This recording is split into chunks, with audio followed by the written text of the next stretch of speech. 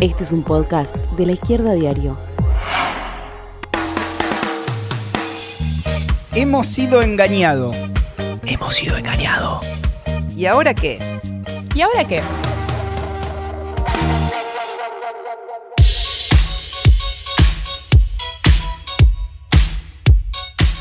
Bienvenidos a este episodio 01 de Hemos sido engañados. ¿Y ahora qué? Yo soy Leo Méndola. Yo soy Jessica Alcaño. Y hoy les traemos un tema que está adelantando un poco lo que se viene.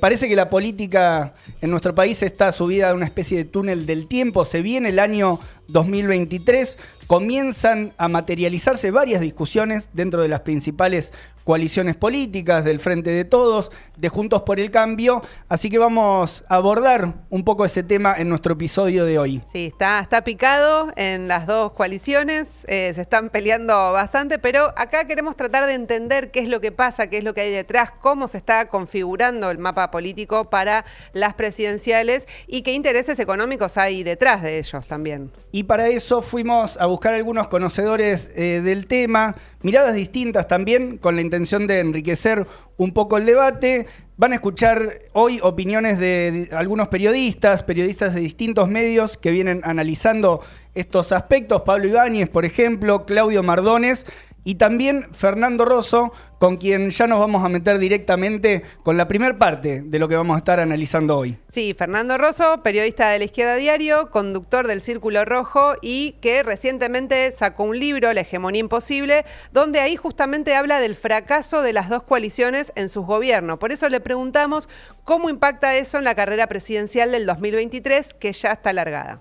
Yo creo que hacia el 2023 el fracaso de las dos grandes coaliciones y sobre todo de sus promesas, sus contratos electorales, el de Macri que decía que iba a retomar la senda del crecimiento vía la apertura al mundo y que vimos cómo terminó la crisis de 2018 previo a la resistencia de la reforma provisional en 2017, diciembre de 2017, que tuvo como caja de resonancia de un malestares generales que ya había con su gobierno que se agravaron durante todo 2018 y la ruptura del contrato electoral del Frente de Todos, que venía a reparar presuntamente el daño que se había generado durante los años de Macri y bueno, continuó el ajuste por otros medios. No sé si va a haber una fuga dramática o un hundimiento, como están teniendo muchos de los partidos tradicionales en Europa, aunque sí una disgregación. Y eso lo están midiendo muchos de los encuestadores, que siempre hay que tomarlo con pinzas, pero ya hablan de un escenario de 3/3 y que inclusive no se puede descartar que sea de 4/4, digamos, ¿no? O sea que siempre se infla más a la derecha de Milei por diferentes motivos. Pero evidentemente las dos grandes coaliciones están retrocediendo y la novedad podría llegar a ser, aunque en un balotaje se puede dar una polarización tranquilamente, pero que podría llegar a ser que en una elección ejecutiva retrocedan y el escenario se abra mucho más. Eso abre una caja de Pandora que es imposible de predecir ahora, pero que pone muy en cuestión al gobierno, ¿no? Y a la estabilidad del régimen en general.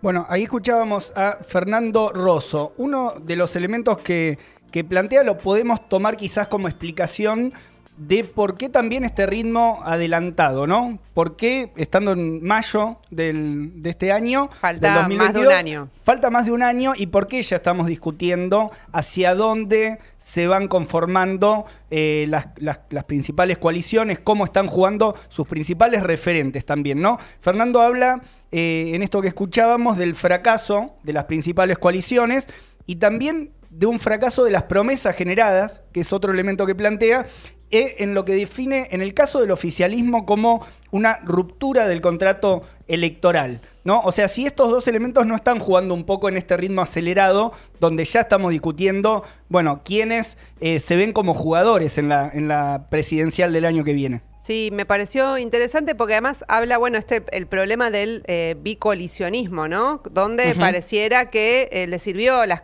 coaliciones sirvieron para ganar elecciones, tanto a Juntos por el Cambio como al Frente de Todos, pero fueron más débiles para gobernar y para poder avanzar en su plan económico o en el contrato electoral que prometieron, en los ritmos y los problemas estructurales de la Argentina se agravaron además en estos dos últimos gobiernos, ¿no? O sea, digo, el problema de la deuda, la inflación, la pobreza, la desigualdad, o sea, todos factores que se agravaron mucho más.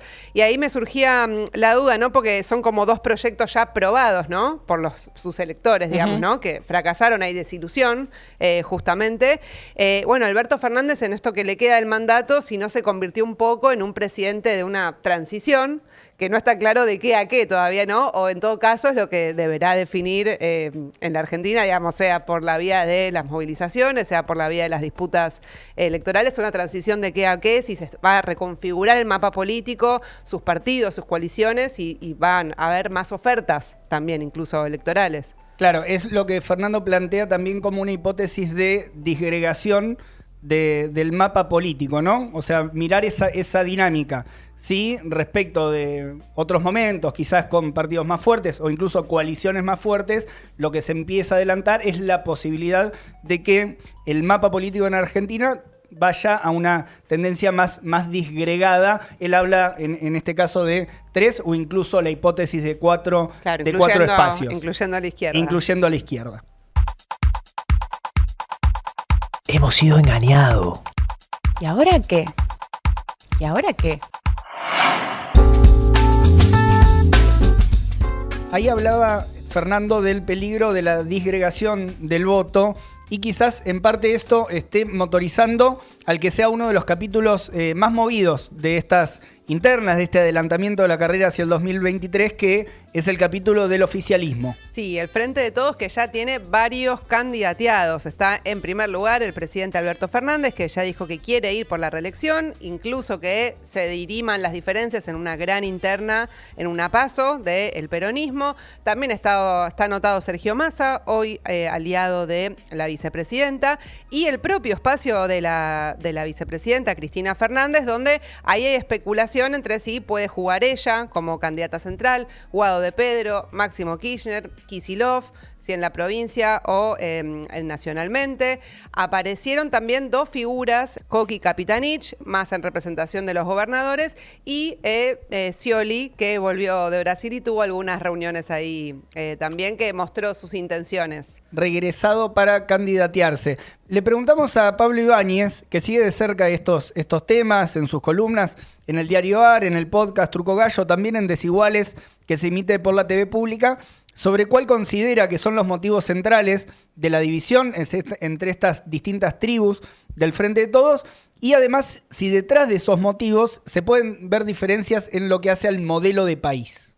Me parece un poco grande la idea de diferencia de modelos. Sí, creo que hay una coincidencia general sobre qué hacer, que hay diagnósticos muy distintos. Alberto Fernández y su gente consideran que con esta dinámica, la cierta recuperación espontánea de la economía, eso le va a permitir ordenarse y ordenar algunos factores macro. Bueno, ahí pasaba Pablo Ibáñez planteando su visión sobre lo que considera que está viendo Alberto y el albertismo en este debate, y agregaba esto también sobre la visión de Cristina Kirchner.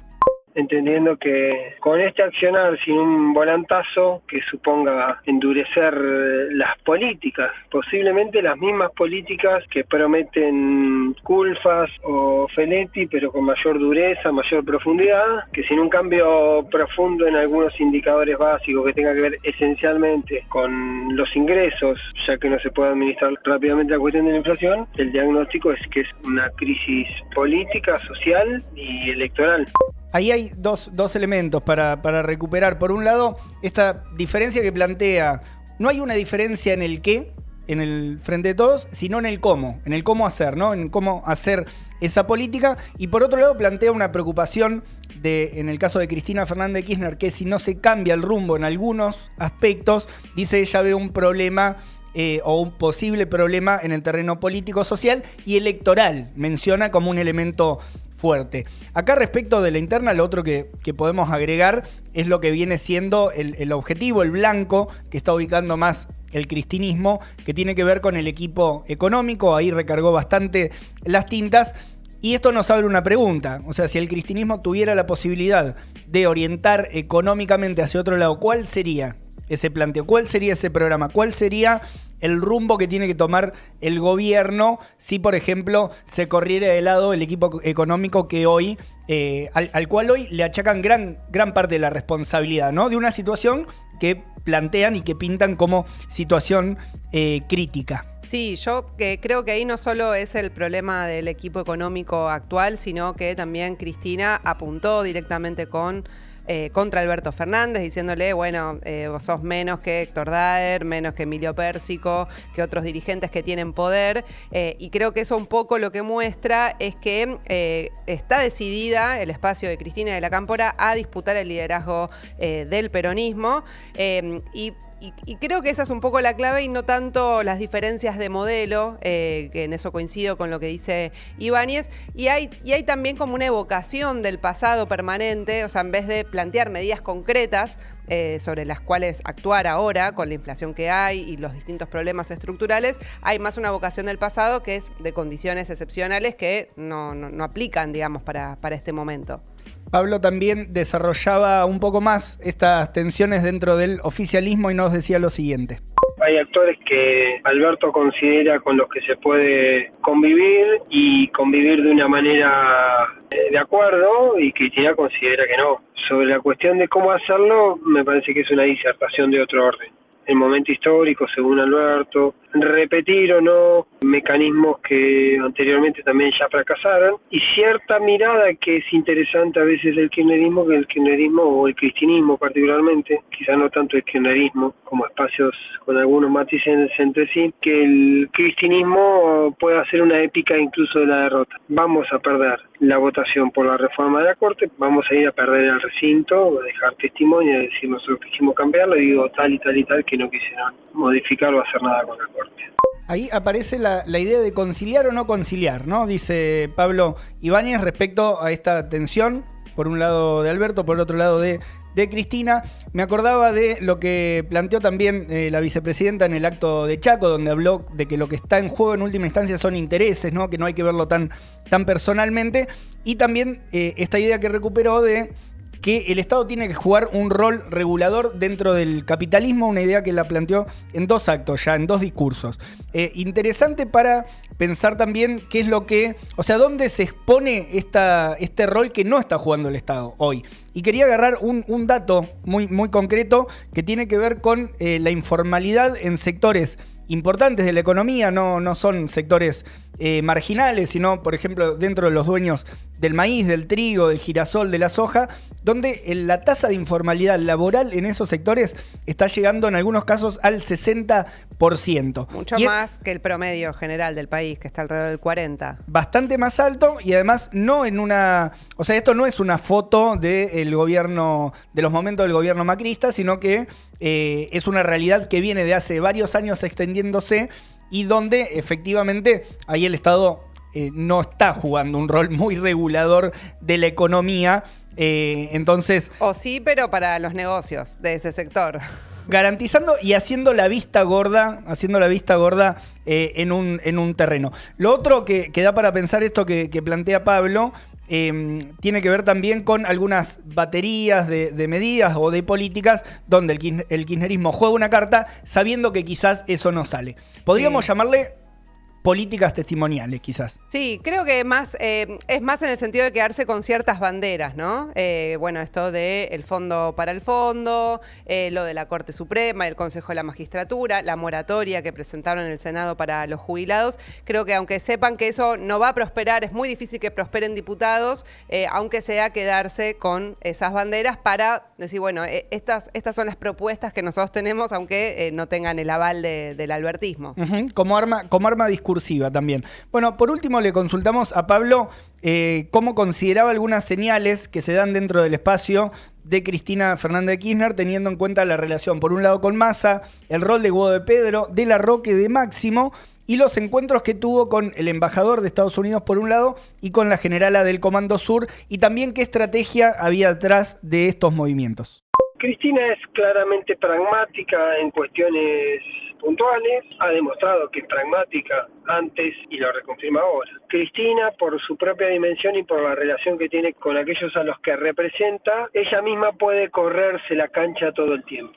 entender aquella vieja historia de que algo es malo hasta que Cristina lo hace. Entonces, si uno imagina que si hubiese visto 2 veces con el embajador de Estados Unidos y con la generala hubiese sido, obviamente, Alberto Fernández, hubiese habido una lectura de sectores del kirchnerismo de que eso forma parte de una especie de traición, acuerdo, sometimiento. Y en el planteo de Cristina está entendido como que es una genialidad política que lo está haciendo por algo porque está viendo algún proceso. Hay un planteo particular con el tema de Estados Unidos y Cristina retomando esa relación que posiblemente ya esté advirtiendo, esté haciendo un movimiento en 2 líneas, o bien entendiendo, mirando a Lula, que el mundo se mueve hacia un centro más moderado y que en ese proceso él ya tenga que reconstruir o restablecer la relación con Estados Unidos para una eventualidad de si fuese candidata y llegase a ser presidenta. También hay una mirada un poco más oscura o preventiva que dice que también Estados Unidos, de manera cierta o simbólica, de manera cierta proyectada, puede intervenir como espacio de una eventual protección de Cristina frente a un escenario de despoder más allá del 2023.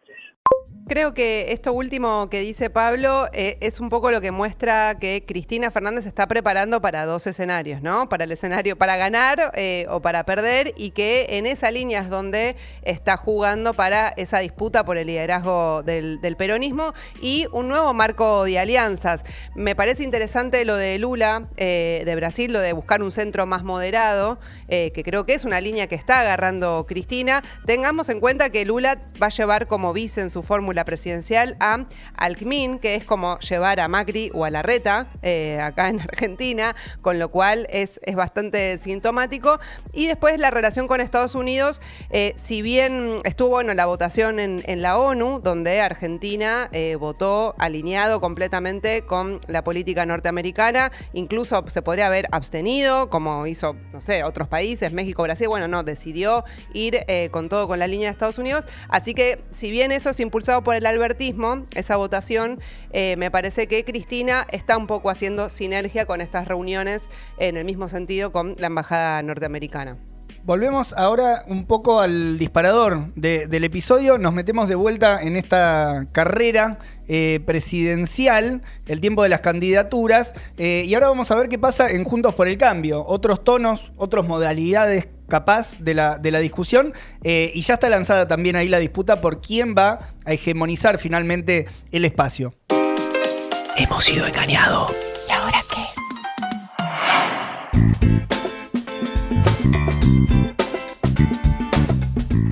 ¿Quiénes están anotados en la presidencial del 2023 de Juntos por el Cambio? Del PRO, Patricia Bullrich, el propio Mauricio Macri haciendo su clásico coqueteo, Horacio Rodríguez Larreta, y también por el lado de la UCR está Gerardo Morales y Facundo Manes. Para interiorizarnos en la interna de Juntos por el Cambio, le preguntamos a Claudio Mardones, que escribe en Tiempo Argentino en Letra P y está en Diputados TV, ¿cuál es la disputa que hay detrás de estas candidaturas?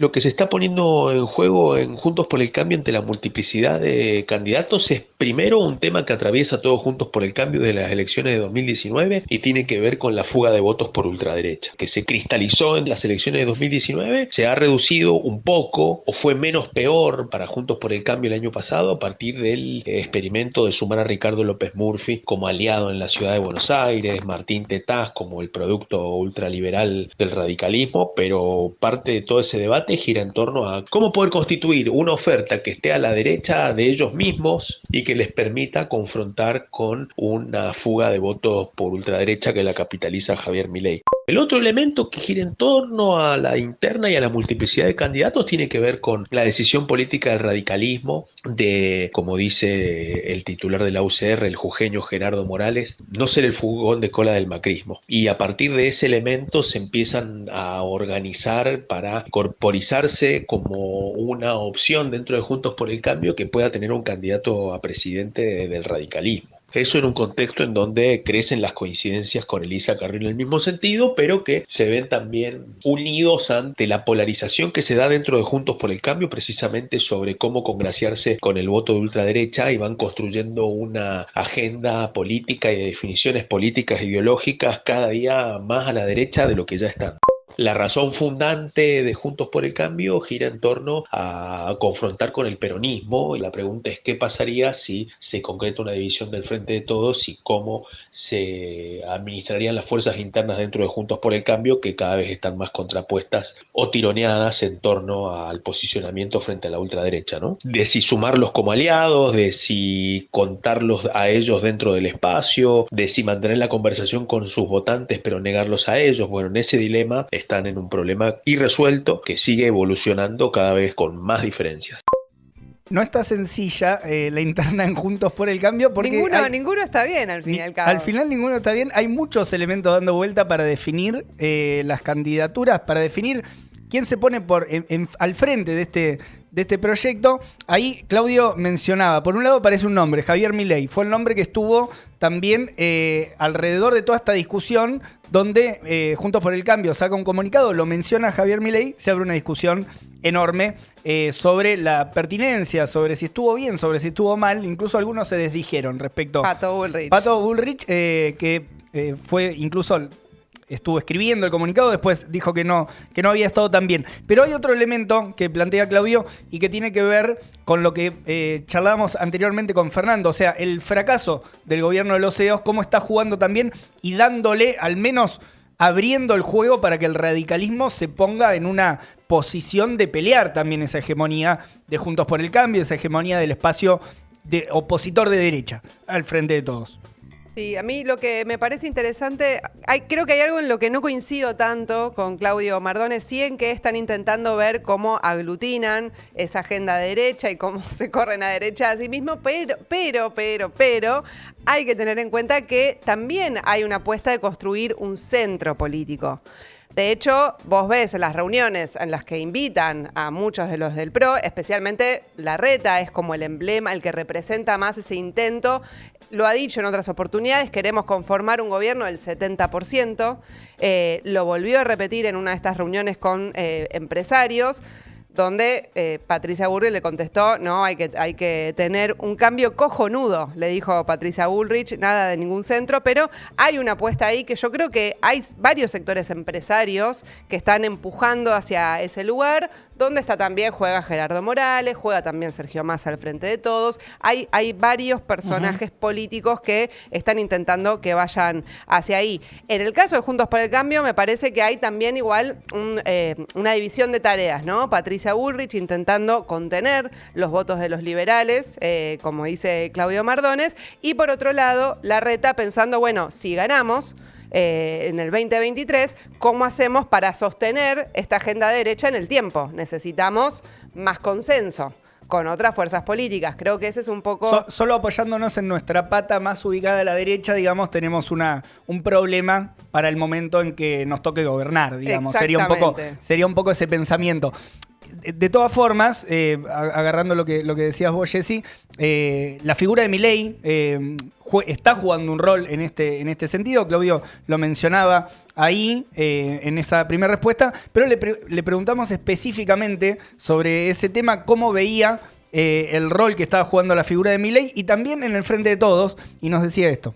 Javier Milei ocupa una centralidad dentro de Juntos por el Cambio, aunque no está dentro de Juntos por el Cambio, pero porque precisamente les drena votos. Interpela muchísimo al sector más duro del macrismo y de Juntos por el Cambio, el propio expresidente Mauricio Macri, la titular del PRO, Patricia Bullrich, que está empeñada en ser candidata presidencial y que en ese contexto no acepta ninguna negociación y está incluso dispuesta a competir con Horacio Rodríguez Larreta. El peso de Milei se transforma en una especie de aliado necesario dentro de la interna, pero al mismo tiempo se empieza a configurar como una de las razones de una posible ruptura ante las diferencias que empiezan a tener entre ellos precisamente sobre cómo aliarse con él o no. El otro elemento que a mí me parece que impacta por fuera de Juntos por el Cambio y que genera muchísima atención en el Frente de Todos es cómo a partir del escenario de la crisis y después de la etapa más dura de la pandemia, cómo empieza a emerger Milei y todas las opciones de ultraderecha que se autodenominan libertarias como un catalizador o un representante del voto joven. Y eso es un elemento nuevo para el Frente de Todos cuando tanto el Frente de Todos como la izquierda eran, digamos, quienes podían concentrar la mayor cantidad del voto joven. Bueno, al parecer ese paradigma está en discusión en este momento, en un escenario de crisis económica, en donde, bueno, esas emergencias crecen mucho más, me refiero a Milei. Hay que ver en esos términos cómo hace el Frente de Todos para afrontar la discusión institucional en un contexto en donde la rebeldía de los sectores más jóvenes a veces parece expresada por expresiones de ultraderecha. Hay que ver si el Frente de Todos tiene herramientas para afrontar eso o si se termina de corporizar el otro componente muy importante en este proceso, que es el crecimiento de adhesiones de jóvenes dentro de las opciones y las propuestas de la izquierda.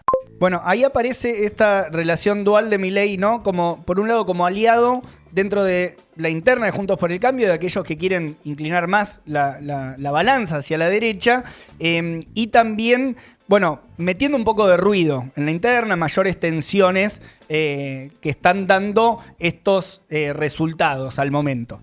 Sí, del lado de los liberales creo que son funcionales bastante a la agenda empresarial, ¿no? De esos sectores que quieren avanzar con medidas mucho más de ajuste, más neoliberales, de recortes, de ataque a las condiciones laborales. ¿Por qué? Porque les sirve para que Juntos por el Cambio radicalice su plan económico, ¿no? Por esa vía.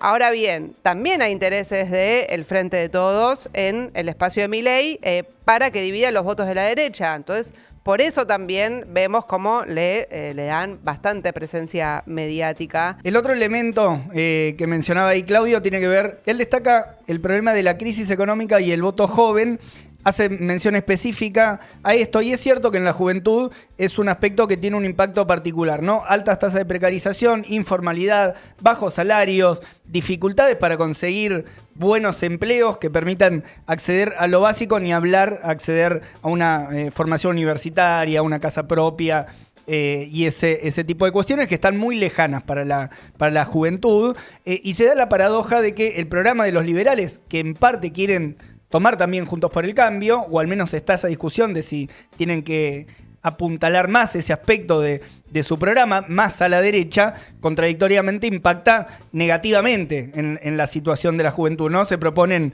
recortar más derechos laborales, liberalizar la economía, la uberización como modelo. Así que esa contradicción queda planteada también. Sí, creo de la juventud me parece que hay que complejizar un poco más, o sea, me parece que no es tan automático con la derecha. Creo que sí es claro que no encuentran, las nuevas generaciones no encuentran salida ni futuro en la política tradicional, por eso buscan por otro lado. Pero, ¿sabes qué? Hace poco veía un hilo de tweets de un chico que fue al Lollapalooza y decía, se sorprendería de lo que ven acá. Dicen que muchos de los que van a este festival, como 300.000 personas, son gente de mucha guita, que pueden ser la base que vota Milei. Pero dicen, nunca vi en un lugar tantas banderas LGTB, pañuelos verdes. O sea, para mí ahí creo que hay que, o sea, es más complejo, digamos, no pueda haber o confusión, o puede haber hartazgo o apatía, pero no necesariamente gente que apoya los valores de Milei, sino más bien todo lo contrario, digamos. Entonces creo que hay que complejizar un poco más, por eso me parece interesante lo de pensar el rol de la izquierda y también en la juventud. Este es un podcast de La Izquierda Diario. Hemos sido engañados. ¿Y ahora qué?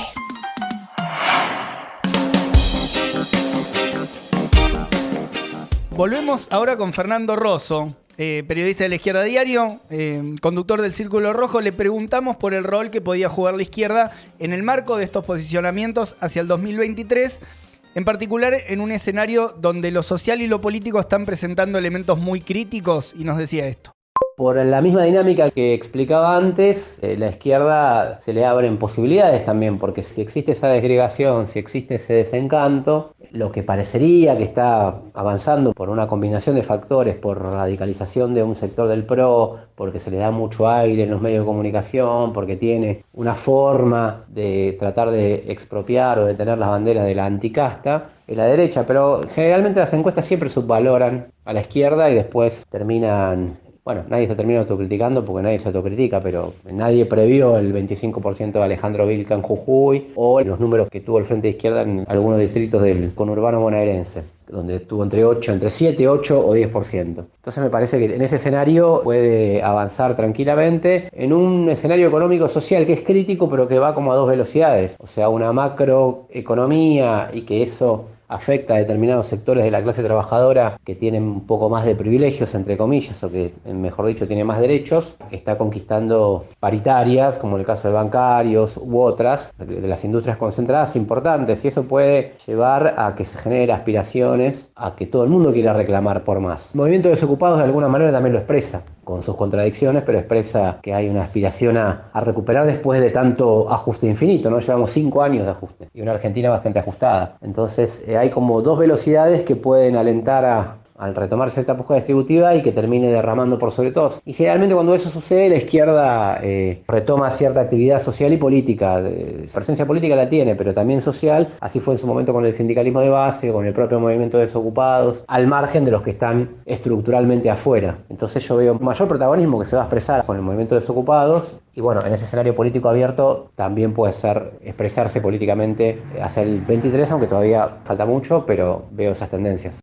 Bueno, acá hay que destacar una dinámica muy distinta a lo que charlábamos hace un rato respecto de Milei, casi la operación contraria, ¿no? Fenómenos importantes en la política que no están destacados, no se les pone tanto la lupa desde los medios de comunicación. Fernando menciona lo de Vilca, Alejandro Vilca en Jujuy, menciona también el desempeño del FIT Unidad en algunos distritos del conurbano bonaerense.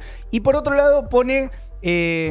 el Zoom, digamos, está mirando lo que puede llegar a pasar con una situación donde la economía se recupera. Es una recuperación con una fuerte precariedad y además que viene muy, muy de atrás, ¿no? Venimos de una situación económica muy, muy crítica, pero esta idea de que si puede empezar a darse alguna cierta actividad dentro de los trabajadores, los sectores populares, para buscar ponerle un límite a una caída, a esta caída sostenida de los últimos años. Sí, me pensaba, es como una especie de que vivimos un crecimiento sin derrame, ¿no? Y que eso se está expresando en nuevas aspiraciones para estar mejor.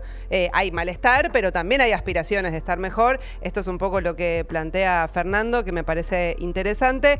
Y quería retomar una definición de su libro, La hegemonía imposible, donde él dice... Las últimas crisis alcanzaron para la extensión de ese malestar, pero no para disciplinar e imponer por la vía del terror económico la aceptación de un ajuste salvaje a cualquier costo.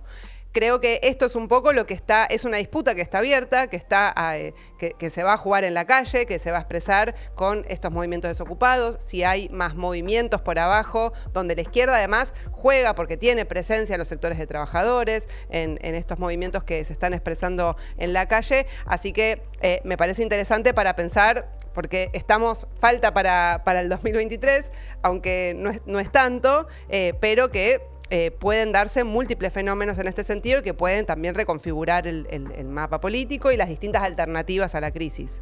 Algunas perspectivas que se abren. Y ahora sí queremos recapitular un poco sobre lo que ha sido este episodio 1 de Hemos sido engañados. Por un lado, estuvimos viendo cómo actúan dos elementos, ¿no? Lo más estructural, lo que tiene que ver con elementos de la crisis económica que repercute y alimenta también tensiones políticas, está adelantando los ritmos de esta carrera electoral que fue el tema de hoy. De todas formas, una carrera electoral que no está a la vuelta de la esquina, no falta todavía tiempo y vamos a ver cómo se va desenvolviendo en estos meses que quedan. La rosca se acelera, eso es cierto, pero hay que ver también, y fue un intento de ver cómo se va expresando eso en los programas y en las propuestas que tienen las distintas fuerzas hacia el año que viene. Vimos cómo actúa la derecha, buscando empoderar al mercado por encima de todo, intentando por esa vía aumentar la tajada que se llevan los sectores más concentrados de las finanzas, del campo, de las multinacionales. Un frente de todos que está fuertemente atravesado y golpeado por el costo político de administrar una crisis. Eso les está jugando en su esquema. Y hay un sector del frente de todos que está buscando un discurso para explicar eso. Me da la impresión. Para explicar por qué se llegó y cómo se llegó hasta donde estamos ahora. Sí, o intentar algunas medidas para llegar un poco mejor. posicionados, ¿no? Para el 2023. Y, claro, incluso ver si pueden cambiar algo de ese esquema para llegar mejor al año que viene y a la carrera electoral. Y esto último que decía Fernando, para la izquierda anticapitalista se abre una oportunidad, también por lo crítico de la situación, para plantear soluciones más a fondo, para hablar más descaradamente sobre cuáles son las intenciones que propone y algunas propuestas también para resolver problemas estructurales, la desocupación, el empleo precario, la caída sostenida del poder adquisitivo de los salarios. Y hay dos movimientos acá, me parece, para analizar. Uno apunta al proceso que se puede dar en el terreno de las ideas, ¿no? O sea, estamos caminando hacia una carrera electoral donde las principales coaliciones tienen todos estos problemas que estuvimos discutiendo y en una situación donde el mundo está muy convulsionado. Entonces quizás se puede abrir también un terreno para discutir ideas. En un sentido ellos lo están haciendo. Cuando digo ellos, son también las dos principales coaliciones, o sea, intentando discutir modelos de país, y para la izquierda también se abre esa oportunidad. Y por otro lado, como eso se expresa abajo, ¿no? Lo que decía Fernando, la posibilidad de ser parte y de que la izquierda sea parte también de todas estas peleas, por el momento parciales, que empiezan a surgir. Sí, por esto que decís de los modelos, creo que es importante tener en cuenta que nosotros abordamos más desde el punto de vista de la rosca política, si querés, ¿no? Las distintas internas al 2023. Pero hay que identificar cuáles son los intereses económicos que hay detrás, porque venimos viendo, son muchas cenas, muchos foros de Fundación Libertad, Fundación no sé qué, donde invitan a los candidatos de todos, de Juntos por el Cambio, liberales e incluso del Frente de Todos también han participado. La izquierda es la que no ha participado de esa casta empresarial que vive a costa de las mayorías y que pide más ajuste, pero que, hay que identificar cuáles son esos modelos de país, digamos, de estos distintos sectores empresariales que están en la búsqueda de sacar más rentabilidad, ¿no? Incluso creo que la agenda, digamos, que tiene el empresariado de pedir más ajuste, de sacar más ganancias y que el mercado sea el que imponga toda su ley al 100%, son modelos donde les sobran 20 millones de trabajadores y trabajadoras que tienen que pensar qué van a hacer, ¿no? Con los desocupados, con los que están obligados a vivir de un plan social porque no hay trabajo genuino. Bueno, creo que se abren disputas importantes, y que esto que marcabas, bueno, si se empieza a mover por abajo lo social y está el Frente de Izquierda como una referencia política, creo que viendo que ellos se organizan en sus foros, en su yao yao, en sus cumbres, en grandes hoteles lujosos, la clase trabajadora y los sectores populares tienen el desafío también de juntarse a hacer su plan, ¿no? También a cranear su plan y cuál es la salida al país, y que eso efectivamente, para una salida favorable a las mayorías, eso no se va a dirimir en la carrera electoral, no se va a dirimir en las urnas, sino que está en justamente plantear estas alternativas donde no sea el mercado el que rija, sino que rijan las necesidades sociales, y que eso permite liberar el desarrollo de la ciencia, la tecnología, para las necesidades de la humanidad toda y no para un pequeño sector, como están discutiendo estos sectores empresariales. Así que en ese juego, en esa disputa, está la izquierda. Ahí estamos cerrando este episodio 1 de Hemos sido engañados. Gracias a Pablo Ibáñez, a Claudio Mardones, a Fernando Rosso. Soy Lo de Méndola, Jessica Alcaño, y también en este equipo están Ludmi Pons, Pampa Tomich en producción, Tama Patrica y Nunú Carolina en operación y edición. Hemos sido engañados. Hemos sido engañados. ¿Y ahora qué? ¿Y ahora qué? Esto fue un podcast de La Izquierda Diario. Seguinos en redes y en www.laizquierdadiario.com.